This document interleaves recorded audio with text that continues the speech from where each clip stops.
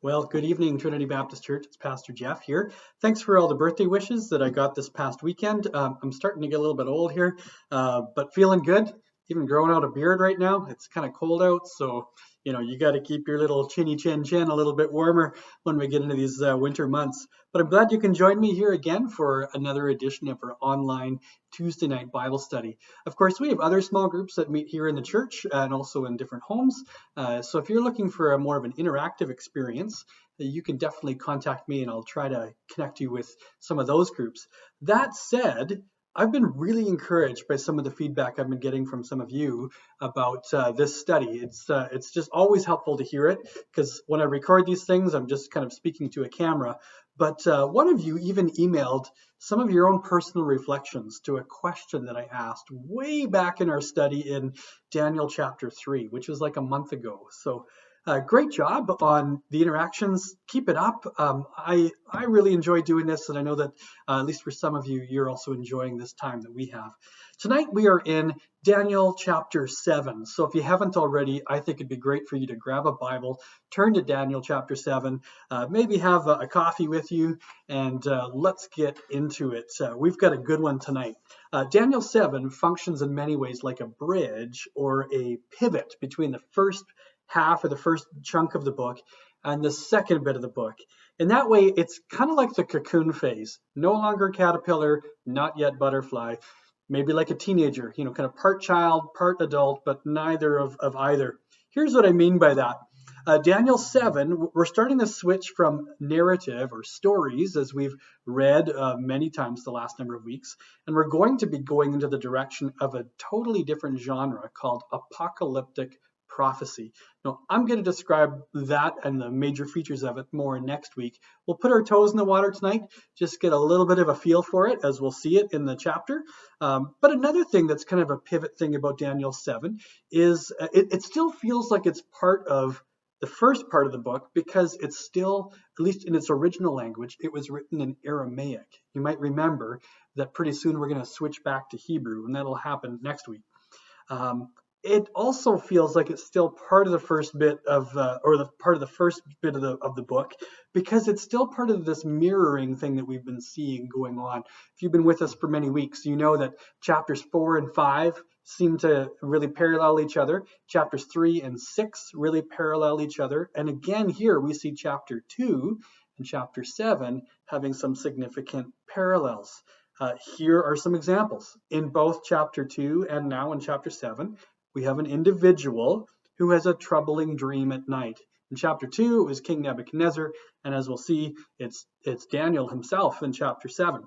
In both of these stories, the dream talks about 4 kingdoms, and then about God's final and forever kingdom that comes after those. In both of these stories, the individual needed some help in interpreting the dream. They couldn't do it themselves. And when it's all said and done, the dream left them pretty shaken up. So we'll see this chapter as a bit of a pivot point. And we'll also see that it's a bridge into many other parts of both the Old Testament and the New Testament. And I'll point some of those things out here today. Honestly, I'm pretty excited about today's chapter. I think it's going to be a blast. So if you are taking notes, you're going to see that this particular chapter, it divides very neatly into 2 sections. The first 14 verses describe Daniel's dream, in other words, what he saw. And then the final 14 verses interprets Daniel's dream. In other words, it describes what the dream meant. So let's get into the first bit. Daniel's dream, what he saw. Verse 1 gives us some important context right out of the gate. It tells us that in the first year of King Belshazzar, king of Babylon, and I'll stop it right there, just to point out that in the book of Daniel, the chapters don't actually go all in chronological order. In fact, where we are now is going to take us into reverse, into a place that somehow is somewhere between what the events of chapter 4 and chapter 5 are. Remember, Belshazzar, this guy who's mentioned here, is likely the grandson of King Nebuchadnezzar. Remember, he's likely the king just of the city of Babylon itself. He's actually the second in command for the Babylonian Empire. His dad, Nabonidus, was the real king of Babylon, but he didn't like living in Babylon. He liked living somewhere else where his favorite god had a temple. So he left Babylon, the city, in the hands of his son. And his son would be serving as a co-regent. That would be the technical term for that we would use maybe in British times too, co-regency. Hang on to that because we'll come back to that a little bit later on tonight. But you can imagine this would have been a pretty unsettled time in Babylon. Here's this co-regent king. He's only in his first year, so he's figuring things out. People didn't like that Nabonidus, took off, to another place.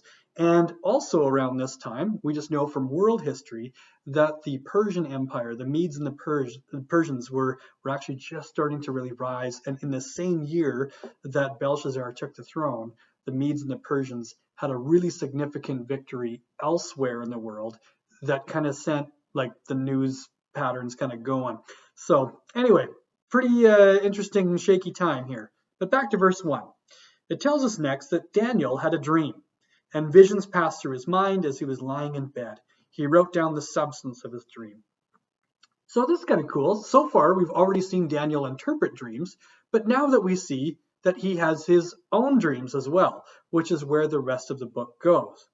And then in verses 2 and 3, he starts to describe it. He says, in my vision at night, I looked, and before me were the four winds of heaven, churning up the great sea.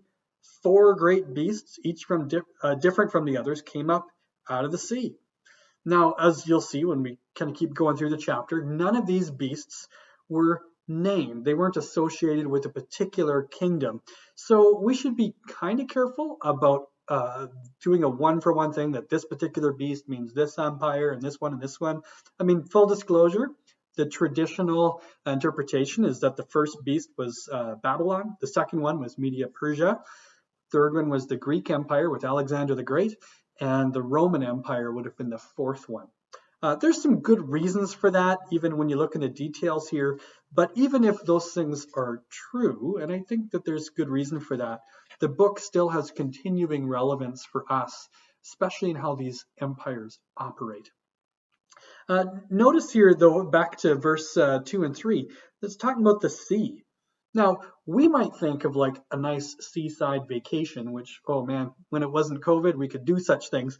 But the sea, in the original context here, would have conjured up many images for people. In the ancient Near East, there was like the gods of the sea. The Canaanites had their sea god named Yam, like the sweet potato. The Babylonians had their sea god named Tiamat. Some of you might remember that from like ancient mythology. You can read all about it there.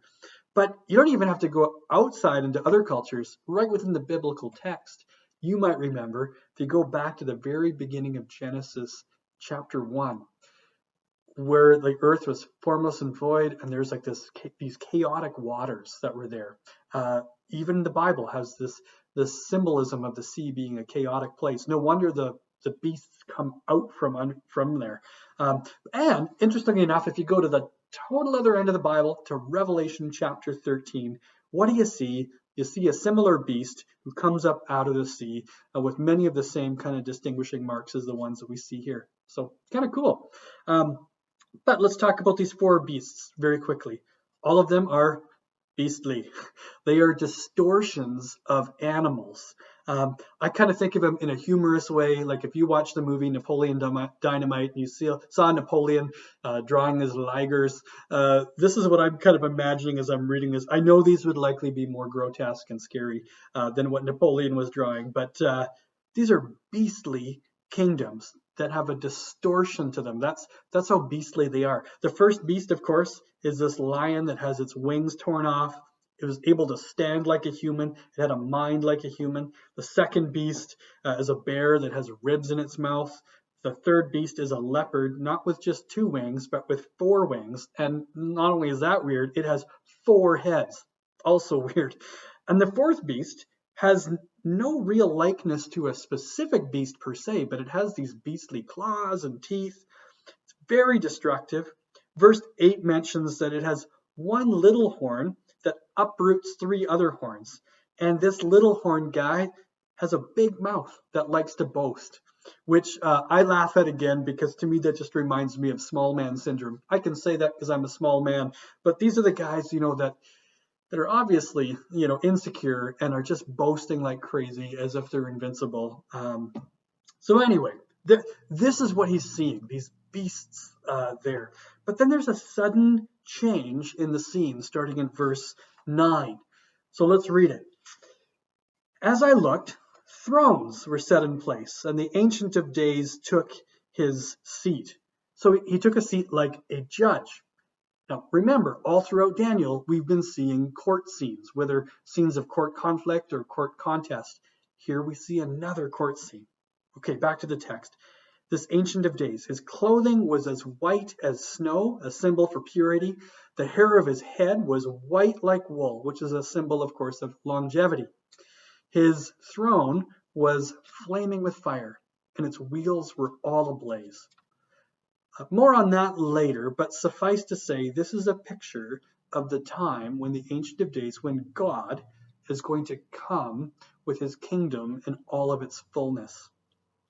Let's go down to verse 11. It seems that during this whole time that Daniel's seeing this majestic vision, that little horn has just been, beacon off this whole time, kept up his boastful tongue, just nattering on and on and on. But this beast, as it says in verse 11, is slain, and his body is destroyed, and it's thrown into a blazing fire. Sounds a little bit like that fiery furnace story that we were back in chapter 3. Maybe, hey? Interesting. Verse 12, though, it mentions that these other beasts, these other kingdoms, have been stripped of their authority, but were allowed to live for a period of time. Doesn't say exactly how long, but just notice that these particular kingdoms, unlike in chapter 2, they're not seen as successive, one after the other, with a distinct beginning and end to each one. They're just kind of around. This is why, one of those reasons why I think these kingdoms are ones that we should also be reading symbolically of kingdoms of all time. And it has continuing relevance for us. And then we get to verse 13 and 14. And I got to be honest, these are very, very famous words for us as Christians. Let's hear these words. In my vision at night, I looked, and there before me was one like a son of man, coming with the clouds of heaven. He approached the Ancient of Days and was led into his presence. He was given authority, glory, and sovereign power. All nations and peoples of every language worshipped him. His dominion is an everlasting dominion that will not pass away, and his kingdom is one that will never be destroyed. Wow, awesome, so awesome. Anyway, notice the contrasts here. There's a lot of contrasts. There's first this contrast with the beastly kingdoms. These are ones that came out of the chaotic sea, and by contrast, this Son of Man came down from heaven above, from the clouds of heaven. That's huge contrast. Contrast as well that these beasts were these distorted animals, these distorted human-like but animal-like figures, whereas this person who comes down is called a Son of Man, which of course is a human. But he's more than just human because he's coming down from heaven. There's another contrast that we see here. You get this boastful little horn that we've been hearing about who's been beacon away, and of course he's dealt with. But contrast that with the humility of this Son of Man, who was led into the presence of the Ancient of Days. He didn't barge in there. He waited at a passive level to be led by someone else into the presence of the Ancient of Days. That's humility.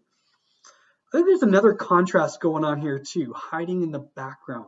Remember how I said earlier that Belshazzar was the co-regent ruling the city of Babylon, while Nabonidus, his dad, was ruling elsewhere? Well, just contrast that co-regency here with what we see happening between the Ancient of Days and the Son of Man, where the Ancient of Days now gives the Son of Man all this dominion and authority and glory and sovereign power. This is an amazing co-regency.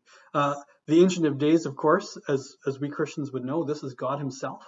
And the Son of Man, of course, we as Christians would understand him to be Jesus Christ himself. And I don't think we're just putting that label onto him. Jesus himself describes himself as the Son of Man. There's a number of places I could take you, but I want to take you to two of them in Mark. Mark chapter 13, verse 26 first. It's at this point where Jesus is speaking in the red letters, if you know what I mean by that, and he's speaking about the end of time. And this is his words. At that time, people will see the Son of Man coming in clouds with great power and glory. And he will send his angels and gather his elect from the four winds. Remember, we saw the four winds earlier here in Daniel 7? From the ends of the earth to the ends of the heavens. Awesome. Then Mark 14, just the next chapter over, verse 62. This is when Jesus was on trial. And the high priest asked him point blank if he was the Messiah. I am, said Jesus, and you will see the Son of Man sitting at the right hand of the Mighty One and coming on the clouds of heaven. I mean, can't you just hear Jesus echoing the dream of Daniel? So great. But there's more. I could take you not just to Jesus' own words, but again, I could take you to the very end of the Bible, to the book of Revelation. In fact, I'll read a little bit of that for you as we close tonight, but we've got a little bit more to go through in the meantime. So let's flip now, not from the dream as it was reported, but let's go to the second half of the chapter, verses 15 to 28, where Daniel's dream is interpreted, what it meant. So just like Nebuchadnezzar in chapter 2, Daniel was left troubled by this dream and he needed some help interpreting it. He asked someone for help. I don't think it was a human that he asked. I think this is an angelic being that he asked right within the vision. He does that a little bit later on in Daniel. And he was given an interpretation. Now, when it comes to not just this chapter, not just this book, but a lot of kind of prophecy materials in the Bible, we as humans, we love to speculate all kinds of interpretations in Daniel. You could go on the TV right now and watch some different Bible teachers just speculate on all kinds of things, trying to connect them to current events and such. Thankfully, here in chapter 7, it gives us a straight up interpretation of this dream that is given point blank to us. So you can imagine if you were writing a test, if you were in school, and you couldn't understand what the question was asking, wouldn't it be neat to just be given the answer key right then and there, so you could see what this thing was all about, and you could, of course, respond appropriately? Well, that's what's going on here. He asked for the meaning. The meaning's given to him. The meaning's given to us so that we can respond appropriately, that we can focus on the application. I think speculating on a lot of interpretation and current events is often missing the point, which is that our lives would actually be changed in application. All right, so let's look at some of these verses. Verses 17 and 18, it gets right to the point. This is basically in just not even two verses, not two full verses. It just tells us what the dream means. The four great beasts are four kings that will rise from the earth, but the holy people of the Most High will receive the kingdom and will possess it forever, yes, forever and ever. Full stop. That's it. That's what the dream means. Of course, Daniel wants to know some more specific details. So he asks, and you can see from verses 19 down to 22, he's kind of got this long ask. He wants to know more about what is this fourth beast anyway, the really, really scary one. And of course, he wants to know what's with the deal with the 10 horns and that little horn with that boastful mouth. And then in verses 23 to 27, it's like the answer key is given to him for those specifics. The fourth kingdom is, of course, the biggest and the baddest. The 10 horns are 10 kings within that kingdom. And the little horn comes after them, and he's a king who actually subdues 3 other kings. And that's all mentioned there in the answer key. And of course, part of that is that this little horn is going to speak against the Most High. He's going to persecute God's people. He's going to even try and change the set times and laws, which I think is referring to Jewish worship. But eventually, God will come and will set up his court and destroy his enemies, including this little yappy little horn. And God's kingdom will be established fully and forever. Wow. So there you have it. I mean, that's the interpretation of it. But in verse 28, we got to see that Daniel, he didn't jump for joy at this. He didn't go and immediately write his book and then do a speaking circuit about it and make a bunch of workshops and make money off this whole thing about these divine events that he saw. Instead, it says that he was deeply troubled by his thoughts. He went pale and he kept the matter to himself. He eventually wrote about it, otherwise we wouldn't have it here, but he needed lots of time to process things. So that's the chapter, at least a brief overview of the chapter. How do we apply these things? How do we respond to it? Well, we're talking about kingdoms again, which, hey, let's face it, we live in politically charged times, whether they be things that are going on in our own country. We know that we're in watching election season in the country to the south of us. Things are at an all-time fever down there. So it's important for us to remember the nature of human kingdoms. Human beings as individuals, human kingdoms will so often trend toward becoming prideful, boastful beasts. The Bible tells us elsewhere that our struggle is not merely against flesh and blood.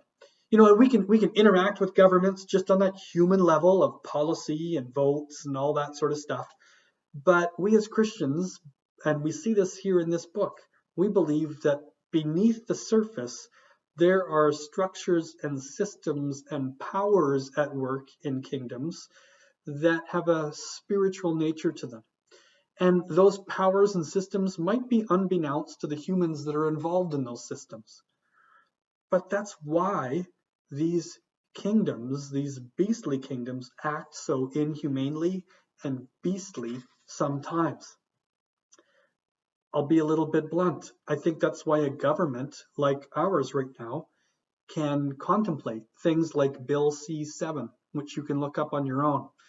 This is a bill that's on the books right now proposing to greatly expand access to euthanasia, where vulnerable people can be killed by fellow citizens, and it could be labeled as a good thing, as progressive. I think there's deep, dark powers at work here that go far beyond human opinions about these particular subjects. This stuff is dangerous. This stuff is really dangerous. And I think there are dark powers at work with some of this that's underlying it. Daniel points us in that direction about these things in general. But we know that we have a God who's coming. That's our great hope. Until then, we've got some work to do. We can pray. We can definitely pray for God's protection and preservation of his people. We see in this chapter that God's people will be persecuted. I want to remind you, if you don't know already, November 1st is the International Day of Prayer for the Persecuted Church. So we'll be featuring some prayer about that this coming Sunday. But during this whole next week or two, I think it'd be great for all of us to be spending time in prayer for the persecuted church. Honestly, we don't face a lot of overt persecution here in our country. We can be thankful for that. There are many places in the world where that persecution is very overt and very oppressive. Let's be praying for the strength of our brothers and sisters in Christ wherever they find themselves to be in that. But let's also remember the great hope that we have in Daniel 7 here, that one day God will establish his full and forever kingdom, and his saints will be vital participants in that kingdom.